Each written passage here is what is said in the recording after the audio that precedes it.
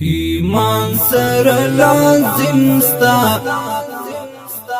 محبت دی محمد وجود دی موجوداتو.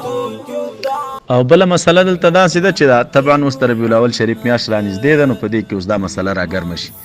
چې میلاد د نبی علیه السلام څنګه دی او میلاد د نبی علیه السلام څنګه دی. نو زما فکر دا دی چې د مؤمن مسلمان دپاره چې څوک یو حفل او یو مجلس د نبی علیه السلام د میلاد په خاطر باندې جوړوي، میلاد دا معنا چې په هغې کې د نبی علیه السلام د ولادت احوال بیانیږي، یا دا معنا چې په هغې کې د نبی علیه السلام سیرت بیانیږي، د نبی علیه السلام شمایل بیانیږي او د نبی علیه السلام د محبت دپاره خلک راغونډیږي. نو دې شیانو ته د سره دلایلو ته ضرورت شته نه. شان د مسلمان دا دی چې په کار دا دی د رسول الله صلی الله علیه وسلم په تشریف آورۍ باندې خوشحاله شي او دی ور باندې قلبن راضي وي او قلبن ور باندې خوشحال وي، ځکه په رسول اکرم صلی الله علیه وسلم باندې دغه مبارک په تشریف آورۍ او په هغه مبارک باندې په خوشحالۍ موږ او تاسې شران مامور یو، مکلف یو په دې باندې.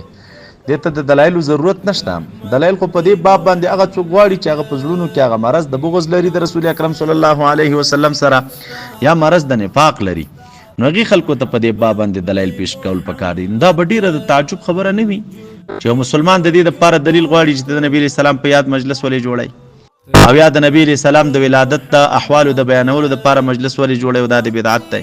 او یا دغه رنګې د نبی علیه السلام د شمایلو دپاره مجلس ولې جوړی او دا بدعت دی. نه، دا د شان د مسلمان سره دا ښایي په کار ده چې داسې مجالس جوړ کړي، په هغې کې خپله شرکت وکړي، په هغې کې حاضري وکړي، په هغې کې کښېني چې د نبي علیه السلام د احوالو نه خبر شي. او دا په تجربې سره ثابته خبره ده، په دې موږ دلایل نه وایو،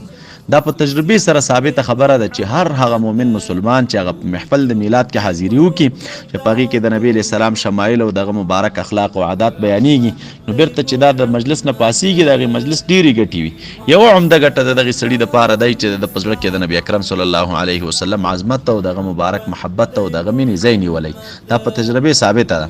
چې څوک هم په محفل د میلاد کې حاضري کوي، نو رب العالمین هغه انسان ته هغه د باطن حالت او ژوند ور بدل کی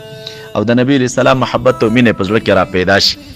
نو داسې نیک آثار لري. او بل د خپل پیغمبر د احوالو نه ځان آګاه کول دا خو د ضروریاتو نه دي، او دا احوال د نبی علیه السلام په دې مجالسو کې بیانیږي، بل چې په محافلو د میلاد کې نه وي همدغه شیان پکې وي، د نبی علیه السلام عظمت، دغه مبارک معجزات او دغه ارزښت عند الله دا پکې بیانیږي. نو د همدې وجې نه د مسلمان د شان سره دا ښایي چې د زړه نه په دې کې کښېني او حاضري پکې وکړي او د نبی علیه السلام د احوالو نه ځان خبر کړي. او په دې باندې خو دلایل هغه څوک غواړي چې هغه مرض د نفاق لري یا بغض لري د نبی علیه السلام سره په زړه کې. د همدې وجې نه د عربانو علما کرامو نه یو مقوله رانقل ده، الاحتفال بمولد النبي صلى الله عليه وسلم لا يحتاج الى دليل صحيح بل يحتاج الى قلب صحيح. د نبی علیه السلام په تشریف آورۍ باندې یو خوشحالۍ دپاره یو محفل جوړول او په هغې کې د مسلمانانو راغونډېدله، دا چې دی وایي دلیل صحیحه ته ضرورت نه لري. دا دې ته دلیل څه پکار دی چې څوک وایي زه مجلس جوړوم د نبی علیه السلام په یاد، نو دلیل شته که نه؟ دلایل شته، دا معنا نه چې نشته، شته دی، خو د مسلمان د شان سره خو دا ښایي نه چې دا پوښتنې کوي،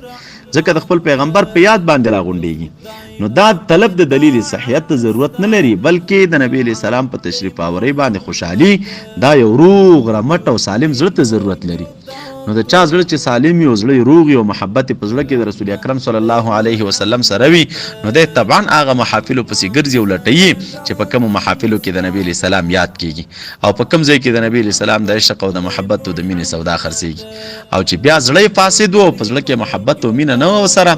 نو بیا طبیعي ده نو ګرځي دې شیانو پسې، دلیل پکې څه شی دی او روا دی او که نه روا دی او فلان او فلان. نو د دلیلونو خو هلته موږ انبار لرو په دې باب باندې، په سوونو دلایل موجود دي په دې باب باندې، خو لیکن طلبوي هغه څوک چې څوک رب العالمین په هغه مرض د بغض او په مرض د کینې د رسول اکرم صلی الله علیه وسلم مبتلا کړی، نو د دې دلایلو مطالبه هم دغه خلک کوي.